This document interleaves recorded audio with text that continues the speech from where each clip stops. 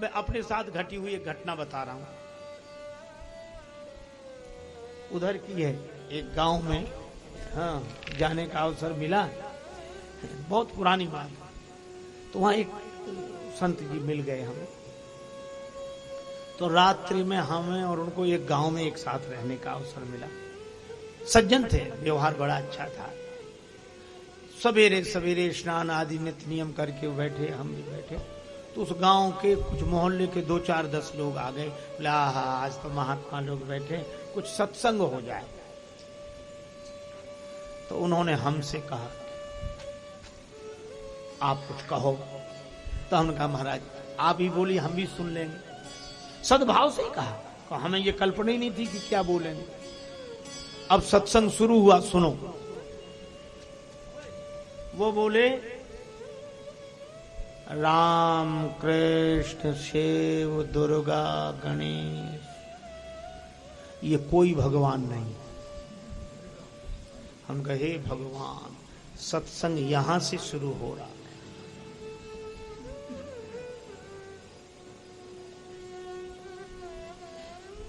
अब वो लोग बोले अरे कैसी बात करते हो, हम तो इन्हीं को भगवान मानते और हमारे पुरखे मानते चले आए, हमारे इतिहास में वर्णन है।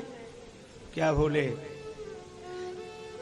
100-200 लोग अगर गलत को सही मानने लगे तो क्या वो सही हो जाएगा? गलती तो पीढ़ियों से भी हो सकती। वो बोले कि नहीं भाई, भगवान तो है ये, ईश्वर तो है ये। तो अब वो बोले अच्छा ये बताओ ईश्वर एक है क्या नहीं, भगवान एक है या कई? तब ये तो हर कोई कह देगा कि ईश्वर तो एक है, एक है। अब उन्होंने कहा आंख बंद करो, तो लोगों ने आंख बंद कर ली। बोले देखो घोड़ा, ध्यान में देखो। बोले हाँ दिख रहा है।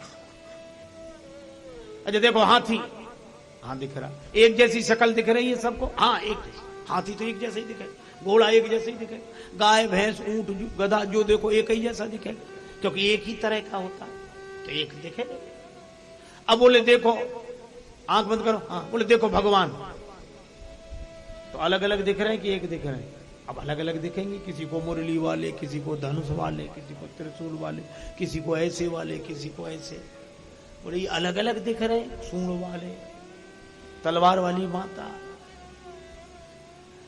तो बोले अलग अलग दिख रहे हैं? बोले हाँ। तो बोले ईश्वर एक है क्या अनेक? बोले है तो एक। बोले फिर ये अलग अलग क्यों दिख रहे हैं? इसका मतलब ये कोई ईश्वर नहीं है, कोई भगवान नहीं, क्योंकि वो एक है। एक है तो एक जैसा होना चाहिए। मैं आपको क्या बताऊं, गांव वाले तो अवाक रह गए और उनके भक्त हो गए। दुनिया भी तो बड़ी विचित्र है।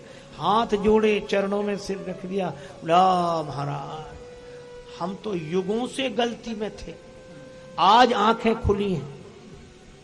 तो वो क्या बोले, आंखें तो सत्संग में ही खुलती हैं। क्या ज्ञान प्राप्त हुआ है सत्संग में।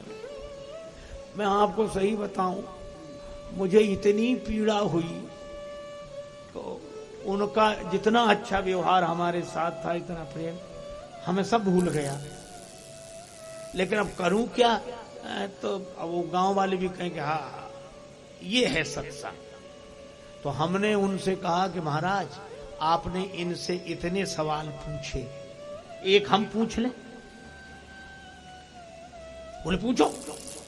तो हमने उन गांव वालों से कहा करो आंख बंद। बोले हाँ। हमने कहा महाराज की शैली में ही हम बात करेंगे। बोले हाँ बोलो। हमने कहा देखो घोड़ा एक जैसा दिख रहा, बोले एक सी शक्ल दिख रही। देखो हाथी, बोले हाँ एक जैसा दिख रहा। अब ऐसे ही गधा घोड़ा ऊंट सब एक जैसे दिख रहे। हाँ। हमने आंख बंद किए रहे ना? बोले हाँ। हमने कहा देखो बाप, बाप देखो, एक ही दिख रहा है कि अलग अलग दिख रहे हैं? बोले बाप अब अलग अलग दिखेंगे? बोले अलग अलग दिख रहे हैं। हम अलग अलग दिख रहे हैं, जो बताओ बाप एक होता है कि कई होते हैं? बोले बाप तो एक ही होता, हम फिर अलग अलग क्यों दिख रहे हैं? जब बाप एक ही होता है और हम एक ही बाप के होते हैं, तो अलग अलग क्यों दिख रहे हैं? तो उसने कहा कि बात यह है कि बाप तो एक ही है, पर सबके बाप की शकल अलग अलग है, सबके बाप का रूप अलग अलग है। बाप तो एक ही है। हमने कहा इसी तरह परमात्मा तो एक ही है, पर सब भक्तों के भगवान का रूप अलग अलग है। स्वरूप से वो एक है, रूप से अलग अलग है। तो वो बेचारे सरल भोले आदमी थे, बोले हाँ ये भी बात सही है। तो उनमें से कुछ लोग बोले यही सही है।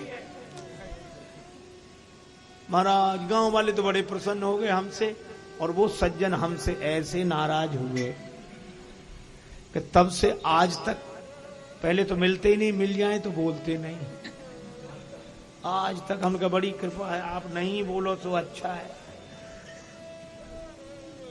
अभिमानी से बड़ा अनाथ कोई नहीं।